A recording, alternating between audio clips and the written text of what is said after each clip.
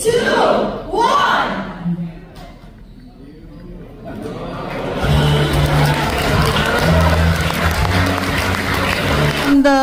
From Biyahe ni Keen, our vlogger partner, Biyahe ni Keen. Ayan, mga kaibigan kong vlogger, isama nyo, gawin nyo namang ano to, tulungan nyo kami, ha?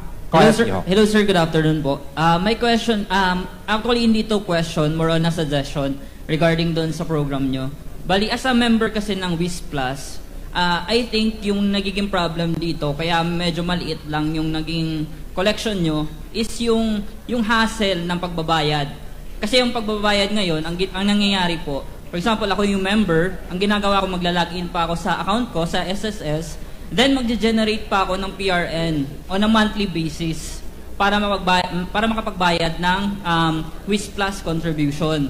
So I would suggest na bigyan yung employee or yung member ng option na ipadaan sa mga employer nila. Para at least, once binawas sa sahod nila, matik yun, on a monthly basis, nare-remit agad yung WIS Plus kasabay ng contributions nila. I will do that. Sigurado ako gagawin ko yan. I will try to simplify it to you. Thank you po. And I appreciate po your advice. Gustong-gusto ko yan. Everybody has been asking, why is the pension of the SSS much smaller than that of the GSIS? Ang hindi ninyo alam po, for most of you, the deduction mo sa SSS ay mahigit sa doble. Mahigit sa doble po ito than the deduction sa SSS. Sa GSIS po, the deduction is 9% of your salary is your personal contribution. Sa GSIS yun. Sa SSS po, ang deduction po ay 4.5% lang. So kalahati yung personal share ninyo. Sa employer share po, ang GSIS ay 12%. Tandaan nyo to, 12% of whatever your salary is. So, di ba, ang sweldo nyo po, 30,000, 12% is 3,600. Kung ang sweldo nyo po ay 100,000, ang deduction po ng employer share is 12,000. Sa SSS po, hindi. Sa SSS, pag ang sweldo nyo po ay 100,000, nililipit po yung 40% sa 30 bilang. So 30,000, kahit 100,000 sweldo nyo, 100,000 sweldo nyo, 30,000 mo times 14.5. Ilagay nyo na, times 50. So 4,500. 4,500 plus your share of about 1,500, 6,000 lang po ang pumupunta sa SSS. Kung sa GSIS po, 12,000 plus 9,000, 21,000 naman ang pumupunta sa GSIS. Kaya po, ang pensyon ng GSIS po ay malaki. Pero po, hindi ko pwede kayain ang GSIS. Kasi ang employer contribution po, nililimit lang ng batas sa 30%. I mean, sa 30,000 a month. 9 nyo. Kahit 1 million na sweldo nyo, i-compute ang SSS na contribution 30,000 times 14.5 or times 15%. Kaya maliit po, ito gagawin ko, pension booster. Ito po, this one po, what will happen here is you are voluntary while you are still strong. Medyo, matigas pa o malakas pa o mata, very clear po, you can contribute much more depending on your cash flow. Kinumpit ko na ho. Halimbawa, you're 30 years old now. 30 years old kayo. If you're 30 years old, you pay 1,000 additional lang po until you hit 60 or 65. You will have an additional pension of 5,000 a month. Additional po po. So, kung meron kayong regular pension of 15 o 20,000, magbayad na kayo 1,000 a month additional. Hindi nyo na mararating ang pension nyo, additional of 5,000 for the rest of your life. When you're 50 years old, 50 years old, so you're paying home, 1,000 a month. May additional pension mo kayo of about 2,500 a month for the rest of their life. And doon sinasabi. Kaya ginawa ko 1,000 a month lang. Pero may mga tao at the age of 15, medyo mataas na pwesto nila eh. Malaki na. If they contribute 10,000 a month, they have an additional pension for the rest of their lives of about 25,000 pesos a month. And ang pinakamaganda dito po, pag ito dito kayo mag-deposit, hindi mo nawawala yung pera. If you buy insurance sa labas, tapos nawalan kayo ng pera, you know very well, nawawala yung. Pag hindi ko kayo nakakontribute for, alam ba, nagbayad kayo po 6 months, naubusan kayo ng pera or nakalimutan nyo, nawawala yung 6 months sa SSS only. Kung ano na contribute nyo, forever po, this will be with the SSS until you die. So this product po is super fantastic. Sana po, mamaya yung sasabihin ko sa inyo, walang interest na tax-free. Pwede kang makita. Mayor, sana po yung mga councilors ninyo, barangay captain nyo, o mga senator mo kayo nationwide, sana po encourage nyo po ito that they will make them all SSS members so para sila ho. Maraming salamat.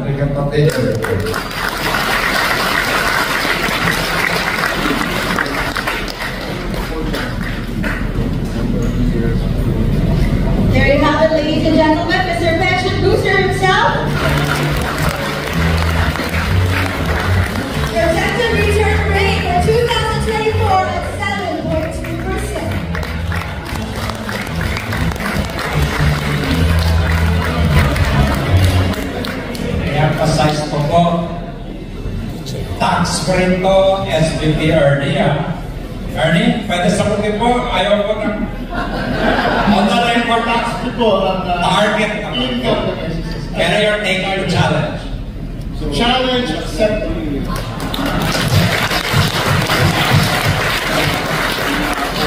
Alam niyo po, kahit sa bangko kayo pumunta, nobody would pay you this rate. Nobody. So can you share with all of us the significance of the rebrand and how it can really benefit most of the members or all of the members? Kaya po ako, tinitignan ko yung mga the initiatives that you did. And I said there are so many products that are not sort of selling. I won't say not marketed well. I thought that all I have to do is to reforms. The word wisp is so difficult to understand. And to be honest with you, how do you explain Provident Fund to an ordinary person? A Provident Fund, well, very few people understand what a Provident Fund is. So I said, it's just messaging, it's just rebranding. Let's call it something else that's easy to understand. Ang WISP po is nothing like a savings plan for your future. It is to increase your pension. So, ideya ninyo to, hindi ko ideya. You call it pension booster. I've been around po, I go to the branches, you know that, I go abroad and I talk to all the OFWs. When I use the word booster, lahat ko nagtatanong, paano ba kayo ang pension namin? Naintindihan nila kagad. What are the plans that we can look forward to with the MySSS Pension Booster and how can the members boost their pension? Thank you, Katie. Magandang umaga po sa inyo lahat. Ating pong MySSS Pension Boosters, actually, consists of 2 programs. There's a mandatory MySSS Pension Booster and a voluntary MySSS Pension Booster. Ito, kagandahan nito, under the mandatory pension booster, ito po automatic enroll para dun sa mga members natin, at least more than 20,000 po ang inyong salary, up to a current maximum natin ngayon is 30,000 pesos. For those earning in those monthly salary ranges, automatic na po kayo na member ng ating mandatory pension booster. But because right now ho, ang ating maximum contribution na mention ko ni Ms. Rhodes, 14%. At sa 30,000 po na maximum natin na covered salary, ang ating contribution dyan nasa 4,200 pesos. At para sa mga employed, ang hatian po dyan, 1,350 ang portion po ng employee share. So kayang-kaya pa po. Dun sa may kaya na dagdagan pa yung 1,350 monthly contribution, yan po ang papasok ang ating voluntary My SSS Pension Booster. Kasi po, na-mention na, yun po interest, and we would like to emphasize further, syempre po ngayon, we launch this, nasa ibang tayo, different profile, member age profile tayo ngayon. Yung mga members natin nasa 30, 40, 50, all of you all have chances to enroll in the program and target magkano pa ang gusto kong pension pagdating ko ng 65.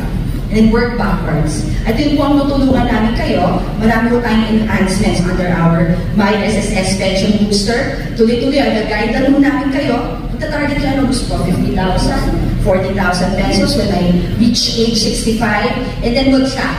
Kasi meron po tayo, of course, yung ating regular pension program, yung SSS. Dito po kasi sa ating regular SSS pension program, up to 20,000 po kasi ang covered sa atin. So this is really your basic safety net. That's why may dinagdag pa po tayo, the mandatory pension booster, at para sa may mga extra ko, kaya pang mag-save para ma-attain nyo yung target pension. Then we have, of course, the voluntary pension booster. So soon, in terms of plans, may mga clamor kasi, even yung mga existing daw na retirement pensioners na. Kahit nagpe-pension na gusto pa rin daw mag-save. So soon we will also announce the enhancements that even our existing retirement pensioners can also enroll in the program. And of course, because pension booster ito, you will also have the facility, as mentioned by the PCU, that pwede i-track. Kayo ho, mamimili, members. At age 65, gusto ko may portion na lump sum na magtatanggap. Then there will be a portion that I'd like to receive in pension. Kayo magsasabi niya, it's very flexible, adaptable sa inyong horizon in terms of the pension. So pwede po yan sa video. And 10 years, gusto ko i-advertise yan, pensionize yung savings up to age 81, after 15 years. So yan po, we will have that facility so that your voluntary pension booster will really truly serve as additional pension in the panana. Sorry, may dagdag ako kay ito, ideya ito ni EVP Agas. Alam nyo, marami sa atin, lalo na kami, medyo matanda na kami ng konti. Hindi na ako kasi 62 na po ako. Ang gagawin ko po, ibibigay ko na sa mga anak ko. Pera ko na, kailangan nagpadagdag ko sa anak ko. So ito po ang tinatawag na estate planning. Alam ba, yung mga anak po ninyo, gusto nyo po na they will have a pension when they grow old as well. You can also plan for them. You can start as parents. If you want to, instead of giving them hard cash, you can start depositing 500, 1,000 pesos, 2,000 pesos, whatever when you're alive. And syempre, tayo, meron tayo, some of us at pensions din. Yung sobra mo, we can also deposit for our children na, diba?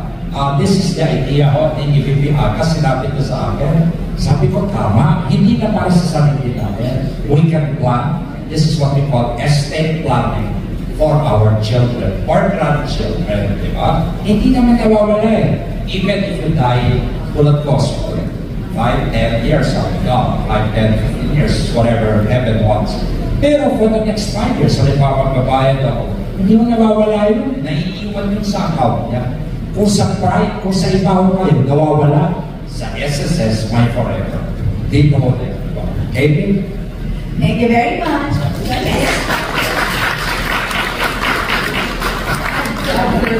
Magandang itong programa po natin.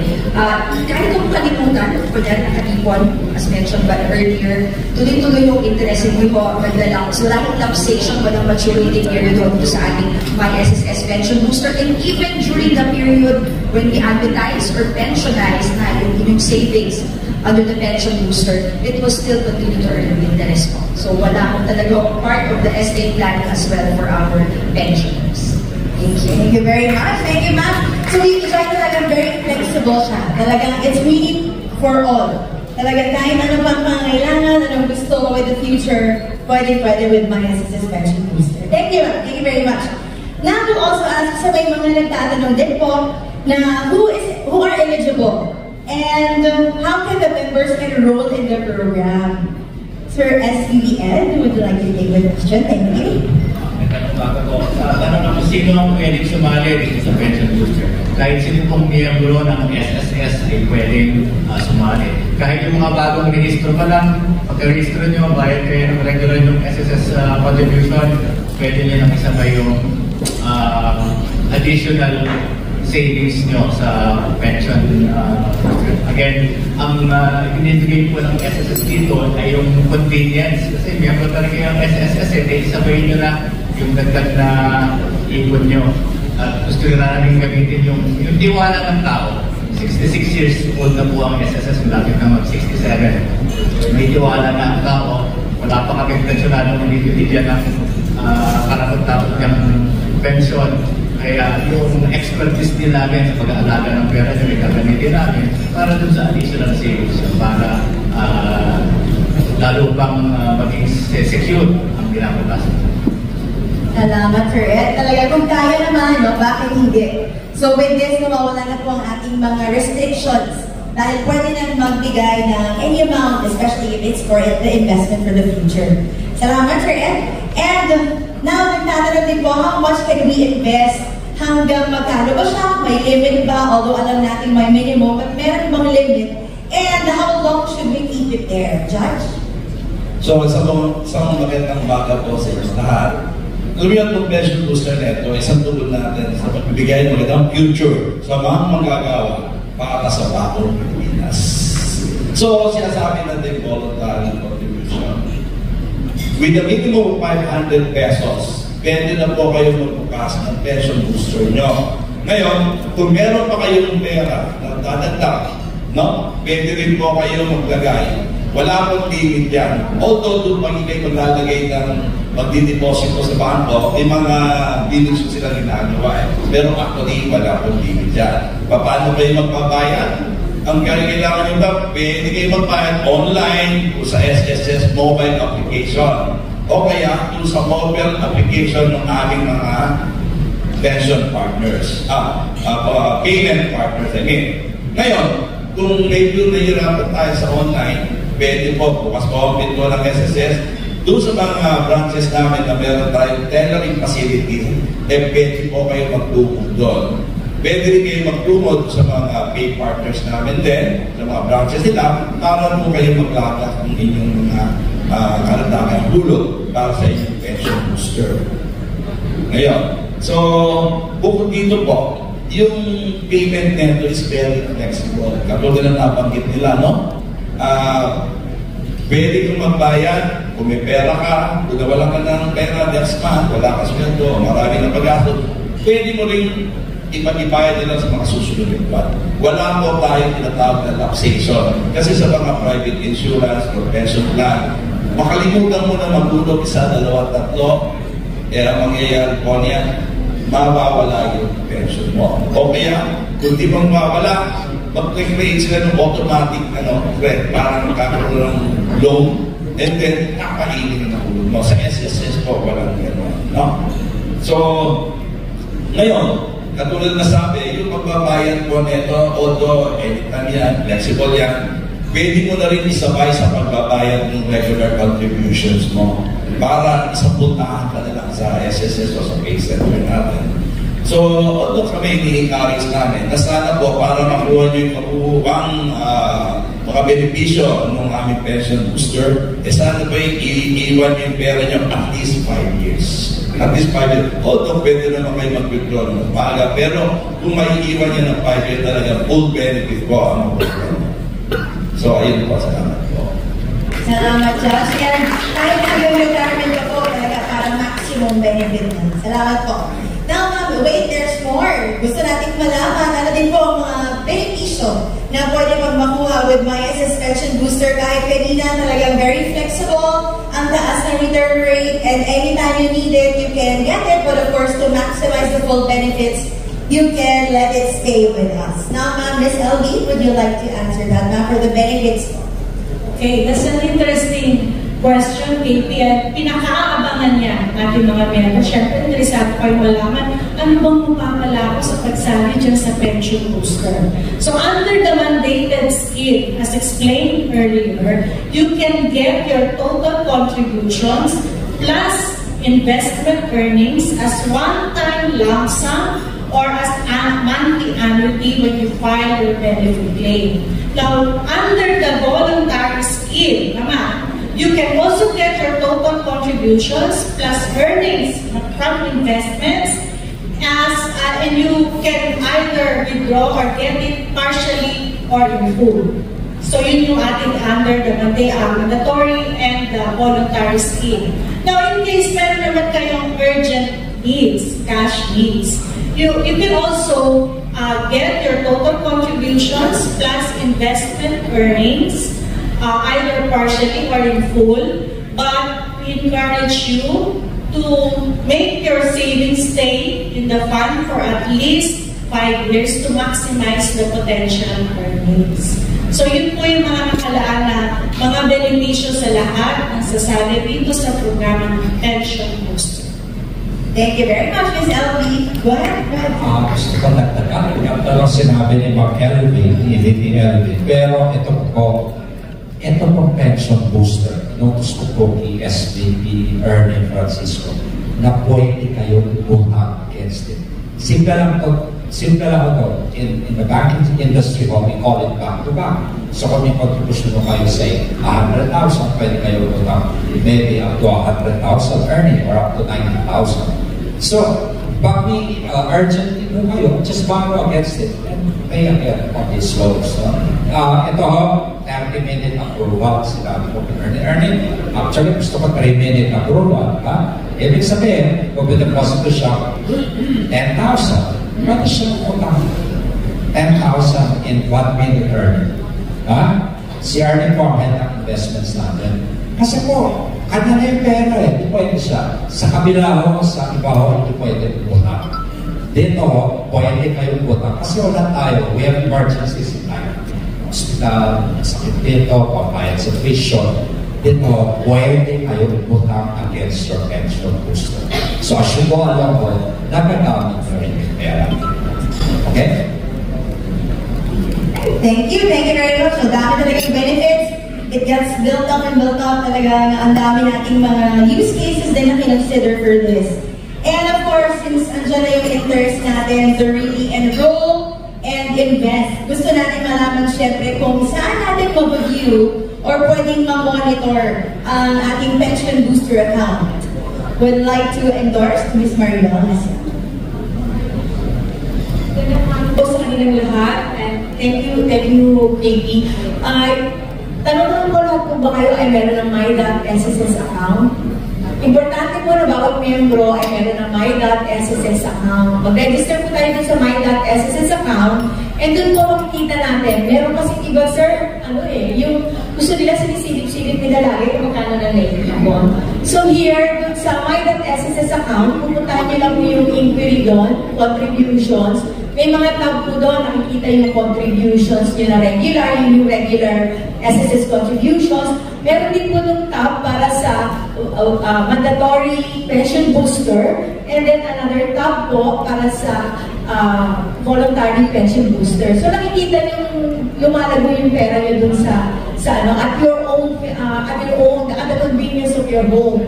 At meron din po tayong, every time na magbabayad kayo ng contribution, sabi nga po nila, kahit kailan, nag-uusap na kami ni Sir Sabu, ako kaya every birthday na anak ko maglalagay ako para sa voluntary pension booster. So yun, masisilip yung agad kasi online ang posting natin. So pagkabayad nyo sa mga different payment channels namin, pwede nyo silipin doon sa My.SSS account, yung contribution nyo. So nakikita nyo doon lumalago, and soon, ilalagay na din namin doon kung magkano lang ang kinikita. So di ba ganda? Parang may passbook na hindi mo, kahit nasaan ka, nandun ka sa sakyan mo, sinisilip mo magkano na naipon mo. And yun nga yung sinabi ni Sir, yung gusto niyang mabilis ang filing ng application, hintayin lang po namin ang instruction ng aming mga partners, ang aming business process owners, at i-improve po natin ang ating system para sa pension booster. And also, yung sinabi kanina ni VP Joy, yung calculator, gagawin na po yung calculator, yun yung ikaw mismo magdidikta. Meron kang pera, gusto mo malaman magkano ang aabutin nito pagdating ng panahon, or the other way around, gusto ko pagdating ng panahon, makatanggap ako ng ganitong kalaking halaga every month, magkano dapat ang monthly. So yun yung tinatawag namin pension calculator. So yun po, gagawin po namin, and tuloy-tuloy po namin i-improve ang sistema ng SSS para po isuporta itong pension booster. Hintayin lang po namin ang instruction ng aming mga boss, ang business process owner namin, ang benefits at saka ang member services. Thank you po. Thank you very much, ma'am. Talagang collaboration, no? Para talaga mga benefit ng ating members. Maraming salamat po. And siguro mayroon na lang tayong last question. Most importantly, how we can make them secure of their money or the money they're investing with us. So, ida-direct na natin yan kay Sir Ernie. Sir Ernie, can you tell us or walk us through the investments naman? Saan natin siya dinadala so that they can be more secure? Magandang umaga. Alam ko mabobor kayo kung bibigyan ko kayo ng numero at technicality, pero konting numero. Isang number one strategy, nakakabakas. Nakakabakas ito. 900 billion ang size ng SSS Fund. Yung pension booster mandatory, 100 billion na yun. Yung pension booster na voluntary, nasa 500 pa lang. Pero kaya siya nakakakuha ng mataas na rate, nakakabakas siya. Sa government securities, mahigit kalahating porsyento, roughly yung i-invest natin doon, nandyan si OIC Treasurer, yung matataas na rate ng government securities. Nakakalak tayo ng 7% early in the year. So 7% nakalak na. Last year, yung pension booster voluntary umabot ng 6.97%. And challenge tayo ni Presidente, gawin natin 7.2. Challenge accepted. Ang isa pang strategiya, nakakabakas din sa pagpapautang. Ang isa sa pinakasafe na pautang namin yung pension loan. 6 billion yan. 500 million pa lang yung voluntary. Kayang-kayang pondohan yung pension loan na napakamura ng rate pero attractive pa rin. Kasi yung pension loan, 10% per annum yun. Roughly, so wala pang 1% per month. Talo kayo sa yung credit card. Babakas din tayo ito. So yun yung strategiya nito. Nung nakaraang buwan lang, nag-invest tayo sa mga real estate investment trust. Hindi ka na-access basta-basta ng ordinary yung investor na medyo maliit na nabigyan tayo ng magandang presyo. 8%, 7.5%. Yes, sir. Kaya yung 7.2. Challenge accepted. So, yan. Confident tayo na mag-achieve natin yung 7.2. Thank you very much. Thank you very much, Sir Ernie. And thank you to our executives for sharing with us those very interesting facts. Hello, kumusta na? Kumusta na? Ha? Mag-invest kayo sa SSS Pension Booster. Ha? Thank you. Salamat.